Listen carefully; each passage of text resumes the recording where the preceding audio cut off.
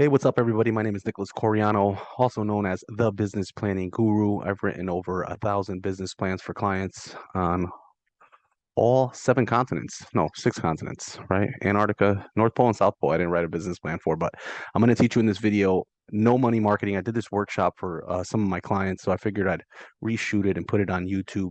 And these are just about 10, 12 ways. I'm not sure, I didn't count them. We'll count them at the end of ways you guys can make money. So let's get to it.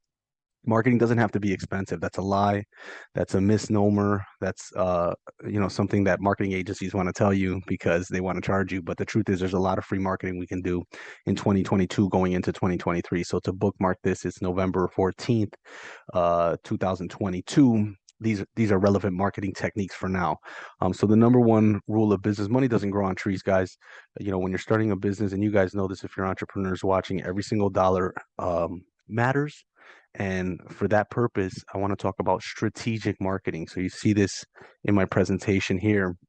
Let me put this on a slideshow, right? So in this presentation, we're going to talk a lot about strategic marketing.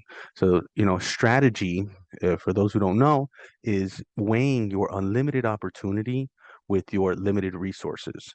So we all have unlimited opportunities. There's 1,000 markets we can tackle, but we only have a few dollars or a few hours, right, to tackle all those endless opportunities. So that's where strategy comes into play. And when you're marketing, you want to think strategic. So strategic marketing is key, guys. Keep that in mind. It's not just about marketing, it's about being super strategic when you are marketing. So right into it, right? One of the first ways that you can market your business for free. Remember, this whole video is about marketing your business for free. There's a lot of paid tactics, but I want to go over the free ways. So one of the first things I do in any business venture is open up a Google My Business account. And Google My Business account will put you on Google. It'll put your address there. You'll start showing up on Google Maps. You'll show up in local searches. And you want to make sure that when you start your Google My Business, try to fill out as many categories in that profile as you can. So if you don't have an address, that's okay. If you don't have a website, that's okay. But ideally, you want to get all of those things on there. You can build a website for free on WordPress.com or Blogger.com, at least a blog. So that'll get you your website. Google can get you a business phone number if you don't want to use your own phone number. But put in your phone number, your website, your address, and the keywords on the Google My Business. They're going to tell you to what are your service or products. Put in the words that your customer would search, right? So instead of just business plans, business plan writer in my case, right? So that's the first thing. We're going to hop to it. The next thing is social media. We've all heard about these. These are just some emblems here of some of the social medias that you want to be considering: Facebook, Twitter, Instagram, YouTube, Google Plus, LinkedIn, WhatsApp, Pinterest, Skype, and a couple other ones that are bloggers. But you want to have engagement on all of these things. Now, remember, social media is a telephone, not a megaphone. And a lot of people make this mistake. They get on social media and they just start blasting out content and posting like it's a megaphone. Social media, there's a reason why the word social is in social media, because it's supposed to be a two-way dialogue. And that's what I see most of my clients get wrong, is that they don't use it as a two-way dialogue, right? So as soon as you start communicating and engaging and asking questions and replying and having conversations like a telephone, the social media game will change for you and you'll see it quickly work to your advantage. Tag people on social media. This is one of the simplest ways, right? If you have potential clients, tag them. If you have potential influencers that are in your scope, tag them. Now, don't think you're going to tag Mark Cuban and get a hit. But if you find someone, with your follower count or just starting off like you, or even loyal brands, right? I have customers that tag their brands on Instagram and those brands repost them. I have customers that tag their brands on Twitter and those brands retweet them. This is a free way to get organic traffic. So if you're using brands, or you're partnering with brands, or you're using their services, like I tag Google because I'm using, Google. I'll tag Zoom because I'm using Zoom to record, right? I'll put up my Google Calendar as content and tag Google on it, right? Or Live Plan or QuickBooks. If I'm going to Home Depot and shopping for something and I put it on social media, I'm tagging Home Depot, right? So tag brands on social media. It's another way to get exposure. On some platforms, it gives you instant traffic just by hashtagging them. But at the very minimum, you want to be poking the bear or the big brands that can potentially put you on. use hashtags. So this is not on all platforms, but on platforms like Facebook, Instagram, Twitter, LinkedIn, even YouTube, hashtags matter. So these are, it's just like this little picture here. And then you put your subject matter. So, if I put up a post about, manufacturing for one of my clients, that's a 3D printer. I might hashtag in the post, if I mention the word manufacturing, I might hashtag the word manufacturing. If I'm putting up a post about entrepreneurialism, right? I'm gonna hashtag entrepreneur. If I'm putting up a post about business plans, I might hashtag business or plans. But use that. That's free traffic. People search the hashtags, especially on places like Instagram and Twitter. They definitely use those for search functionality. So you want to make sure to be including relevant topics that your customers might be looking for. Don't sleep on LinkedIn. If you're a professional and you're in the service business, people go on LinkedIn for business. There's no other reason to be on LinkedIn except for maybe otherwise looking for a job. But LinkedIn is a huge connector. I like to use a LinkedIn strategy that reverse engineers exactly my target. So, for example, if I have a construction company and I want to get a hold of other construction companies, I'll find the CEOs, friend them there, start the conversation there. Usually their contact information is there. This is great for executive reach, right? So if you're trying to find a CEO or a VP, they're usually on LinkedIn. Make sure that your social media profiles match. This is, it's a very simple thing to do, but make sure your avatar on LinkedIn is the same as it is on Facebook, it's the same as it is on Twitter. That way you have a uniformity look. Um, but LinkedIn is one of those places where you can definitely find professionals. So if you want to be respected in an industry, right, make sure that you're presenting yourself on LinkedIn as a complete professional in that industry. And again, the search function on LinkedIn is one of the most powerful tools, right? I'll type in the name of a prospective client and find out everybody that works at that company and then start strategically connecting with the right people, having meaningful conversations, sending direct messages that are tailored for them, right? Not something generic, and starting the dialogue that way on LinkedIn. It's a good way to get people's phone numbers and emails. Do some local SEO. So SEO means search engine optimization. Search engine optimization is the process of you coming up naturally in a search, right? So like if somebody goes on Google or YouTube even, right, and you type in business plans and I come up naturally, that's SEO. So I've done this with some of my websites in the past. It works really well. Some tips on so the reason I put this graphic here, by the way, is because search engine optimization, for the most part, is a product of a bunch of backlinks throughout the internet, right? So let's picture this little symbol here that says SEO as your website. If you have social media content, which I'm hovering over the mouse, I don't know if you can see this, but social media content that has a link to your website, right? And then you have media, let's say like a YouTube video like this one, and at the bottom of this YouTube video, there should be a link, right, to that content, right? They have some things that really don't matter here, but the point is, the more links, and they usually call this a link wheel. I think I have this somewhere else in this slide. The more links you have pointed towards your website, the better it's going to be for SEO. Other things that matter with SEO is making sure you put, keywords. Oh, let me go back here. Making sure you put keywords in the title. So if you look at a lot of my blogs, it'll have how to write a business plan, right? Reasons you may not want to write a business plan. Things to include in your restaurant business plan. And you notice the word business plan, business plan, business plan keep coming up. So not only do I put it in the title, but we also put it into the HTML. It's a fancy word, or I'm sorry, the URL. So if you typed in, thebusinessplanningguru.com / how to write a business plan, you notice that business plan is there again. How to is the key word. How to write a business plan being the key word.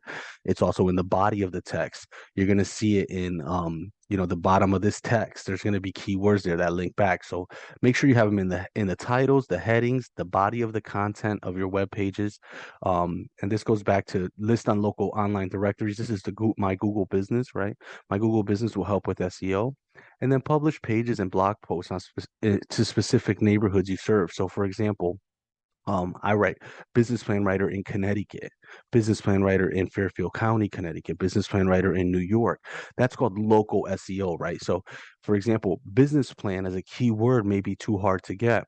But what local SEO does is it allows you to dominate geographically, right? So while business plan, there could be some big SaaS company out there that's dominating that keyword, business plan writer is a little bit longer, maybe easier to dominate. Business plan writer in Connecticut because it's 4 words, nobody may be competing for that, right? Or business plan writer in Nashville or business plan writer in Texas. So that's what we mean by local SEO. Use those keywords. So think, like it says here, Portland Bakery, right? Portland cookies, downtown Portland cookies, right? So those that'll help you with local search engine optimization. Don't sleep on email marketing. This is single-handedly how I started my business. Just direct emailing, right? Potential clients, reverse engineering who the clients could be, and then sending it out. There's a lot of platforms out there that, like for example, I love Google. So Google can help you with scheduling your emails, so you don't have to sit there and actually send them out at 9 a.m. You can stay up late at night one night or on the weekend and schedule them out for the rest of the week. There's also other platforms like Yam. Yam is a plugin that you use with Google Sheets, and it allows you to send mass emails, I think 50 at a time, which is free. And then there's an upgraded version to pay, but this is all about free marketing, right? So free marketing is, if you're strategic, you're thinking about who's my customer, and then you're putting together an email list, and in that email list, you're going to consistently market to that email list and consistently grow that email list. So when I first started, I was targeting lawyers that needed business plans for their clients. So I would type in business lawyer and immigration lawyer, because some of the immigration lawyers need business plans for visas, right? So knowing this, every week I would add 50 emails to my email list. And then, 4 weeks later, I had 200 emails, and I'm marketing to them every week. I'm sending them an email, right? And some of the things you want to think about when you're sending that email is, make sure you put some thought and creativity into the subject line, right? So that's the first thing. If they're not enticed to click on it, um, they're not enticed to click on it. So just think about what works for you and what emails you got that you ended up clicking on. That'll kind of help. Make sure that the email has an action step, right? Or a next step. So that's something I see a lot that people miss. They describe the service and then they don't give the action step at the end, which is like, call me, right? Or email me back, or, fill out my form for a quote.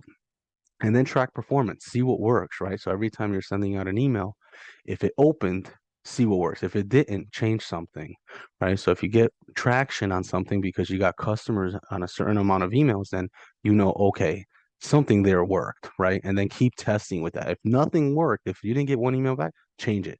Change the click, right? Change the subject line, change the text.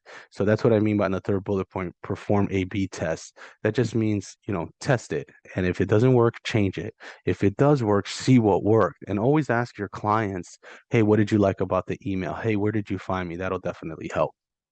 Apply for business awards. So the SBA, the Small Business Administration, has an office in every state, in most counties. SCORE, Society of Retired Executives, has associations. And these local business, a lot of local business groups have these awards. Apply for them, right? See if you can win them. You'd be surprised. Small businesses really support other small businesses, and a lot of the reason why those small business organizations exist is to support small businesses. So if they have a local small business award or a local small business contest, join. Pick up the phone. Pick up the phone, guys. This is one of the easiest ways to market your business. I know it may seem, scary at first, but here are a few tips to make sure that, you guys are prepared. Um, Carry out a pre-call research. So first things first, target who you're going to call, right? Know who you're going to call, have a list ready, get the phone numbers in an Excel file, and have it ready the night before.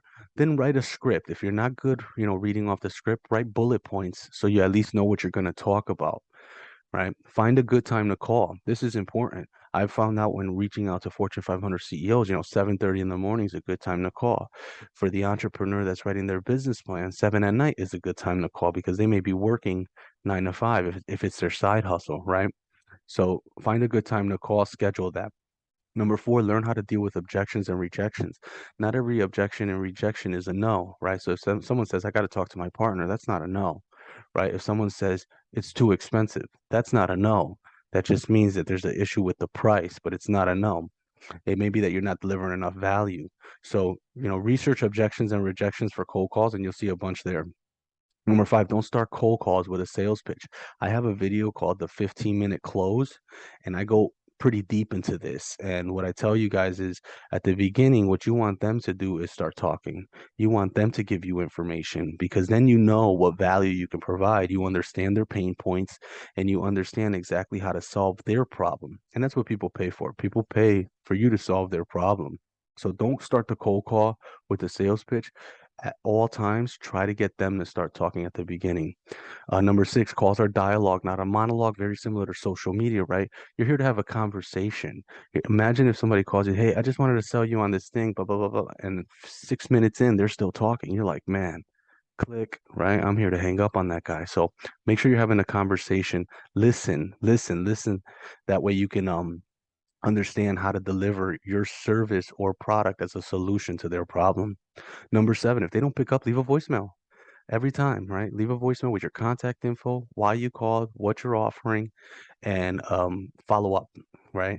And that leads me to number eight. Don't give up too fast, which is you want to, the first time I made cold calls, I probably made 20, 30 phone calls before I finally figured out how to get to the decision maker. And then after that, I made another 30, 40 before I finally got the hang of it. But by the time I passed 100 calls, I was shooting, 30, 40%, 50%, sometimes 60%, depending on how well I targeted it. And these are cold calls, right? They're not expecting our call. But repetition will get you better at those things. So remember, research, write a script, have a benchmark of how many people on the right here. I have another little list. Have a benchmark, calculate your quota. So know you're going to make 20 calls today, 30 calls today, and then or 15 calls a day for 5 days, right? And keep going. And then practice role playing with somebody else, right? But then the better practice is with the customer. It's okay to fail. Just go on to the next customer. Your list should be long enough that you have enough customers to fail with. And that's really how you get good is by practicing. Co-branding. So this, I put some really big examples here like Versace and H&M and M and Nike and Apple. But, one of the best things you can do is co-brand with local businesses. So like if you're a pizza place, try to co-brand with the local bar. If you're, a hat company, try to co-brand with a t-shirt company. If you're a rapper, you should definitely be co-branding with other rappers, right? So, you want to co-brand with somebody that's your size. Now, don't get me wrong, if you have an in at Porsche, Nike, or Apple, by all means go there and do that. But basically, you want to find small businesses that are similar in size to you, similar in makeup to you, and co-brand with those people because they're going to use your content and your distribution, and you're going to use their content and their distribution. And that's really what a co-branding is really like a good partnership, a good marketing partnership. Here I put a strategic alliance, also known as a brand partnership or co-branding, right? So make sure that it's a win-win for both parties. Protect your logo and trademark integrity. So don't just put it, don't have someone else control that, but make sure that it fits, right? So if you're a baseball program, after school program for baseball, maybe there's a coding program that, you guys can co-brand. You guys are still marketing to kids, but it's a different service. It's kind of complementary. If you're feeling brave, try some guerrilla marketing. I've seen stickers on telephone poles, flyers being passed out at concerts. You writing with on the sidewalk, writing your message on the sidewalk with chalk. Using abandoned storefronts as a canvas for street art. Um, flyers, local radio shows showing up at local events that are going to be on television, all these kind of guerrilla marketing. It takes a little bit of courage to do it, but when you do it right, it's effective. Publish great content. There's no substitute for publishing great content when it comes to content marketing. So content marketing is exactly what I'm doing here. I'm putting out content, right? I'm giving it to you guys for free, hoping that somebody finds it and resonates with it or needs my product or service, which is obviously business plan writing, marketing, forming businesses, a ton of business consulting services, right? But content marketing, if done right, is highly effective tactic that doesn't need a huge budget. So if you are an authority in your field, if you like to bake cookies, show them how to bake cookies, teach them how to bake cookies. If you're a karate instructor, put out your best moves, show yourself teaching a class. Great content marketing is essential to become an authority in your field. And once the audience perceives you as an authority in your field, then game over. Now, when they need that product or service, they're going to come to you. So some of the content marketing I've done is like write how-tos on how to write a business plan, right? Write a how-to on how to write a marketing plan, show you how to form your LLC with the Secretary of State. All those things that now I publish into the universe, whether it's on YouTube, whether it's on my blog, on Facebook, on a Twitter post, on an Instagram story. And now it continues to build this credibility that shows, hey, this guy knows what he's talking about. He just showed me it, right? He didn't tell me, hey, call me for a business plan. No, he showed me. He wrote a business plan right in front of me. Okay, next one, start a blog. This is my first with email, along with email marketing, right? This is my first thing I did when I started my business plan writing business, and it was super successful. And the more I blogged, the more successful it was. I actually created a six-figure blog right out of law school, and it was all because I just kept writing content that was in line with what I was doing already. So, like I said, I was writing articles on how to write a management and organizational plan, right? How to do market research. I wrote a blog on how to write industry analysis reports, right? I wrote another blog on what is a SWOT analysis and how to run a SWOT analysis on your business. All of these blogs ended up being great for search engine optimization because you can imagine the word business plan, marketing plan, management organizational plan were all in these blog posts. And what ended up happening is when people would type in how to write a cafe business plan, right? I would pop up. I would pop up on Google, right? When people would write how to write a marketing plan for a restaurant, I would pop up because I had wrote that blog post. So that in conjunction with some email marketing was really how I started my first six-figure business. So pick a different topic every time. Don't be so conscious about the keywords, but continuously blog, and you'll see over time that you'll get natural traffic to your website. Find industry partnerships. So this is a great way to do free marketing that I think is underutilized by most people, right? So for example, if I write business plans and another person's an attorney, that's a great partnership. I don't do any attorney work, even though I graduated from law school, right? Or if, someone else does website design, or ClickFunnels or marketing for Facebook ads, and I don't do that, then that's a great partnership. Hey, when somebody comes to you, if they need a business plan, let me know. And if someone comes to me and they need a marketing campaign, I'll let them know. In every industry, you can create these kind of partnerships as long as you set clear expectations for each other. This is great, right? Because it'll lead to referral systems from industry insiders, right? So if you're a pizza shop, right, an industry partnership might be a bar, right? If you're a landscaping company, an industry partnership might be with painters or pavers, people that pave driveways, right?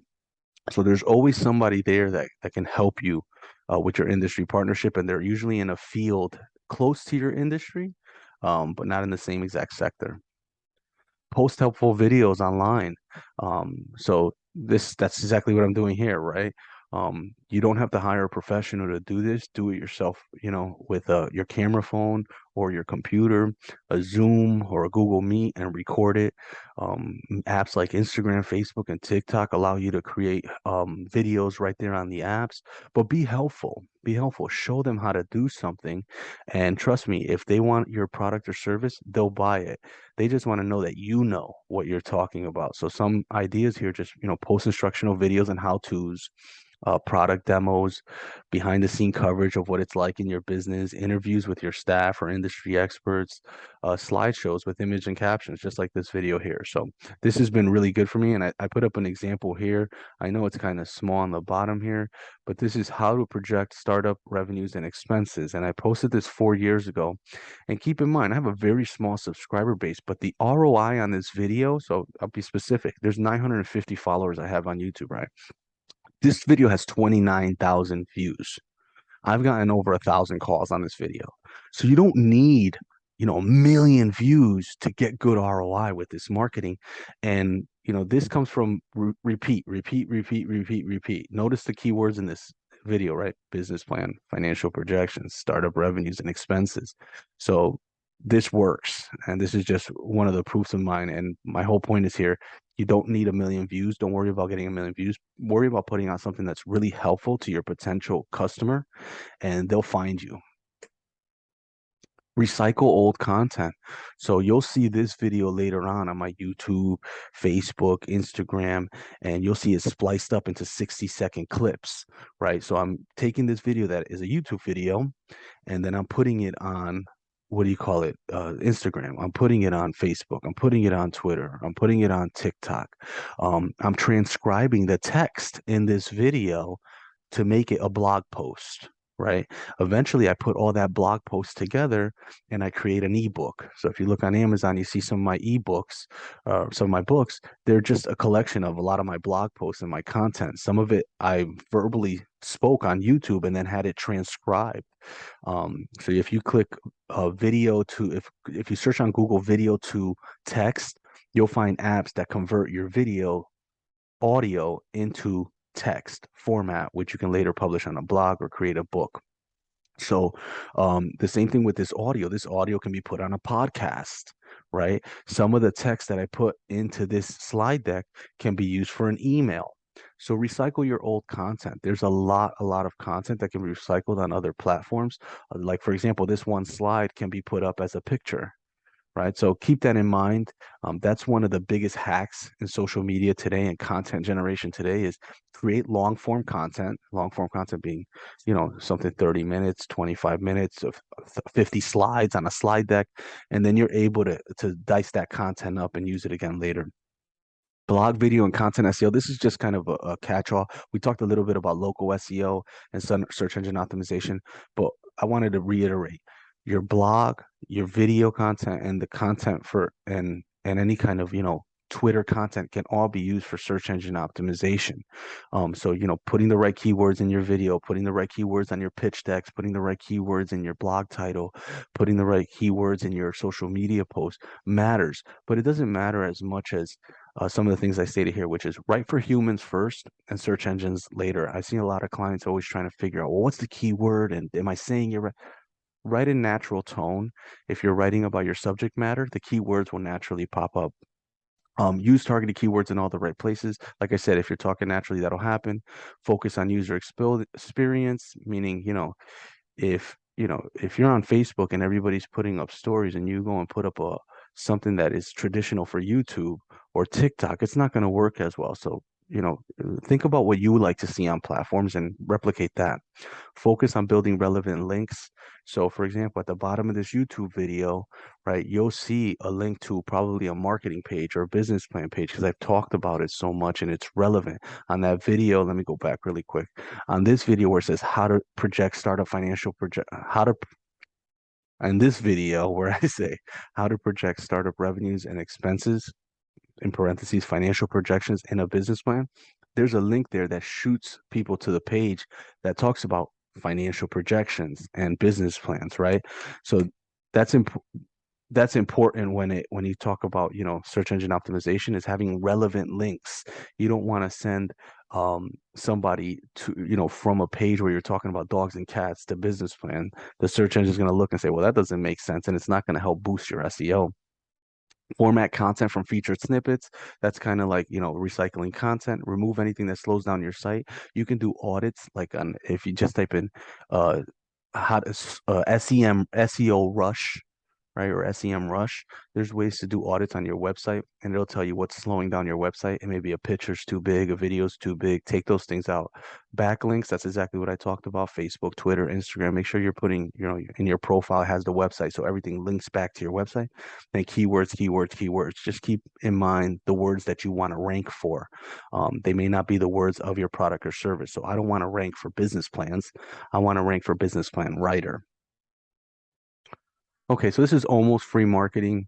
Host classes and events. You can do this online for free, right? But if you have, somewhere with all, it's okay to, have a Starbucks meeting where you host a class and teach them, or host an event and bring in speakers. This is a great way to get your community involved. Almost free marketing. Well, this is kind of free marketing too. Run informative webinars. So this is kind of like a webinar. I'm giving it out for free. A webinar would be like I invited people and they came in and sat down for half hour while I taught them this, right? But again, that content can be reused.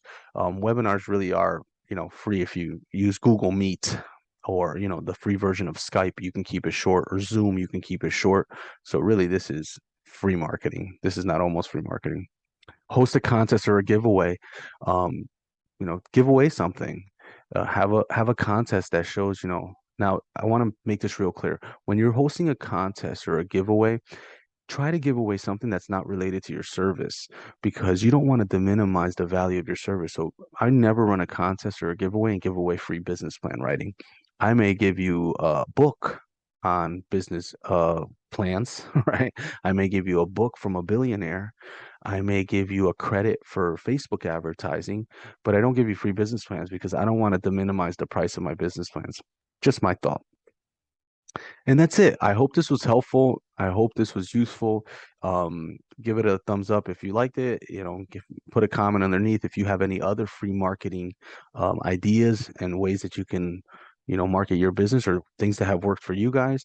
If you ever need a business plan, a corporation formed, a marketing campaign, a website designed, everything from the napkin to the NASDAQ, I help my clients. So usually business plans, marketing plans, LLC formations, partnership agreements. I can definitely help. Visit my website, thebusinessplanningguru.com, and have an awesome day, guys. Appreciate you guys.